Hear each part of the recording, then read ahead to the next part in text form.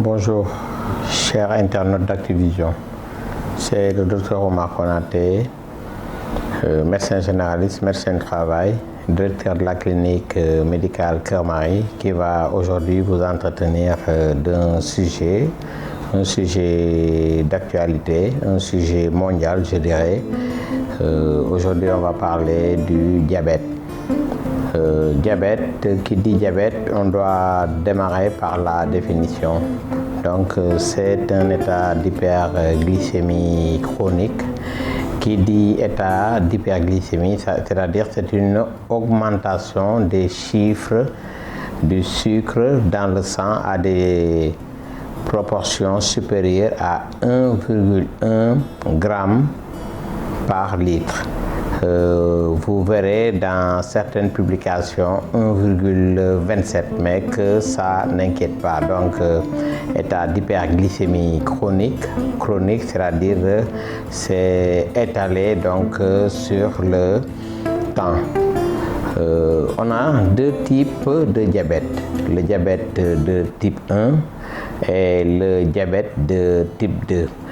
Je ne vais pas parler des autres formes de diabète, ce n'est pas le sujet du jour, mais les diabètes les plus vus, les plus importants, les plus rencontrés donc, dans notre pratique quotidienne. Donc, ce sont ces deux types de diabète, donc le type 1 et le type 2.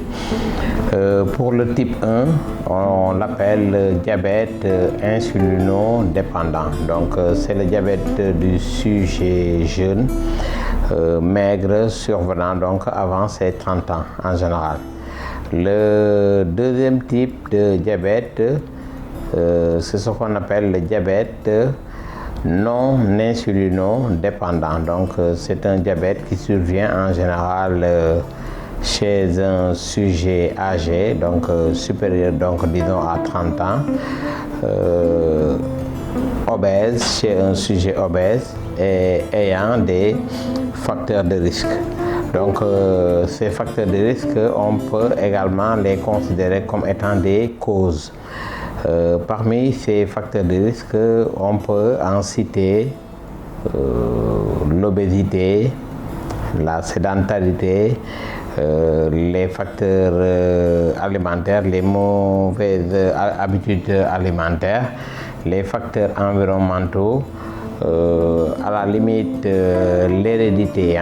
L'hérédité, si vous avez un père diabétique, vous avez des chances de faire votre diabète. Si vous avez une mère diabétique, vous avez également des chances de faire votre diabète. Si toutefois vous avez les deux parents qui sont diabétiques, donc vous avez encore beaucoup plus de chances donc, de faire votre diabète.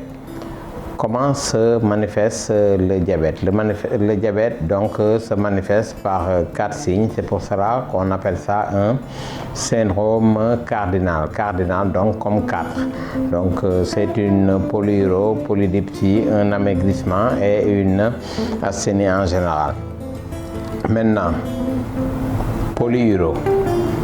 Le sujet urine beaucoup. Par exemple, c'est beaucoup plus remarquable la nuit lorsque le sujet se lève 2, 3 fois, 4 fois, parfois même plus pour uriner. Donc, il s'enfuit, donc le sujet a tout le temps soif. C'est ce qui provoque donc la polydipsie. Polydipsie, donc comme boire beaucoup. Le sujet donc a tout le temps soif, il a toujours donc envie de boire. Le troisième type de signe, c'est la polyphagie. Donc, ce sont des sujets donc, qui mangent beaucoup, qui ont de l'appétit, entre guillemets, entre parenthèses, mais paradoxalement, ce sont des sujets qui maigrissent. Donc, c'est l'amaigrissement qui constitue donc notre quatrième signe. Donc, polyuro, polydipsie, polyphagie et l'amaigrissement. Donc, en général, donc, ce sont ces 4 signes qui constituent donc le syndrome à rechercher. Donc, il faut y penser quand on parle de diabète.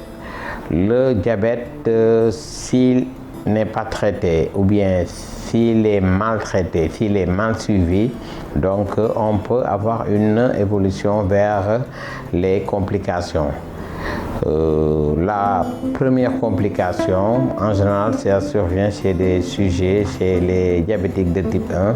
Ce sont des complications du traitement, l'hypoglycémie. Bon, peut-être on va faire, parce que c'est quelque chose qui est quand même large par rapport à sa définition, par rapport à ses signes, par rapport à sa prise en charge. Donc, retenons que l'hypoglycémie, c'est la complication la plus fréquemment rencontrée dans le diabète donc, de type 1. Donc, c'est une complication en général thérapeutique, donc liée au traitement. On donne beaucoup d'insuline à l'individu qui ne s'alimente pas ou bien qui s'alimente mal.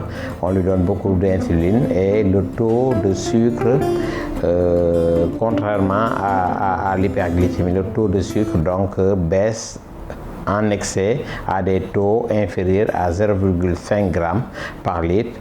En ce moment-là, on parle donc d'hypoglycémie. Donc c'est une complication donc à rechercher chaque fois que le diabétique prend de l'insuline. On peut avoir d'autres types de complications qui surviennent beaucoup plus souvent chez les diabétiques de type 2. Ces complications en général sont liées à une atteinte d'un ou de plusieurs organes. Par exemple, de façon simple, si par exemple les yeux sont touchés, on parle de rétinopathie diabétique. Si le rein est touché, on a ce qu'on appelle des néphropathies glomérulaires le plus souvent, et ces néphropathies peuvent évoluer et donner une insuffisance donc rénale chez ce diabétique. Donc par rapport à l'insuffisance rénale, il y aura un sujet spécialement dédié à ça. Donc on va parler de l'insuffisance rénale. Donc c'est une pathologie qui est assez fréquente maintenant et qui pose beaucoup de problèmes de santé publique. Donc si donc le sujet a une atteinte donc rénale, donc ça peut aboutir donc à l'insuffisance rénale. On peut avoir une atteinte cardiovasculaire qui touche donc le cœur, qui touche également les vaisseaux. Et en général, par exemple, on peut avoir des AVC, on en parlera. On peut avoir un infarctus du myocarde. On peut avoir également d'autres types d'atteintes, une atteinte notamment nerveuse, donc ce sont les neuropathies, et parmi ces neuropathies, on a, s'il est associé par exemple à une infection, on a le fameux pied diabétique. Donc c'est la chose à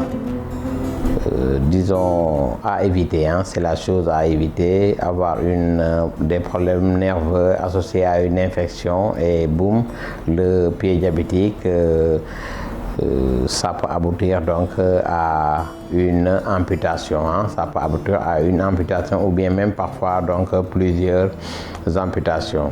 On peut avoir d'autres types d'atteintes, notamment par exemple un dysfonctionnement érectile, donc pour les hommes, une infection donc avec des champignons, avec des levures, c'est très fréquent donc chez les diabétiques, et on peut encore citer d'autres types donc de complications. raison pour laquelle voir les professionnels de santé pour mettre en place un protocole, un processus pour une prise en charge régulière de nos patients. Donc c'est ce qui va nous amener à parler de traitement. Le traitement en général c'est 4 volets. Le premier c'est le régime, c'est l'hygiéno-diététique. Donc il faut un régime équilibré, un régime hypoglycémique. Associé à ce régime, il faut éviter d'être sédentaire, c'est l'activité physique, une activité physique régulière. On ne vous demande pas de vous entraîner comme un sportif professionnel, mais quand même faites une activité sportive, la marche c'est quelque chose de bien, une marche régulière sur 10-15 minutes journalières ou bien chaque 48 heures, ça peut régler pas mal de problèmes. Le troisième type de traitement, c'est chez les diabétiques en général de type 1, liés à leur état, à une maladie pancréatique. On leur donne tout simplement de l'insuline. Le quatrième type de traitement, c'est chez les diabétiques de type 2. Ce sont les antidiabétiques oraux. Essentiellement, c'est ce qu'on avait à dire aujourd'hui sur le diabète. Je vais terminer cette émission en remerciant comme d'habitude mes techniciens, mes caméramans et le directeur d'Activision, Monsieur Lamine Fall.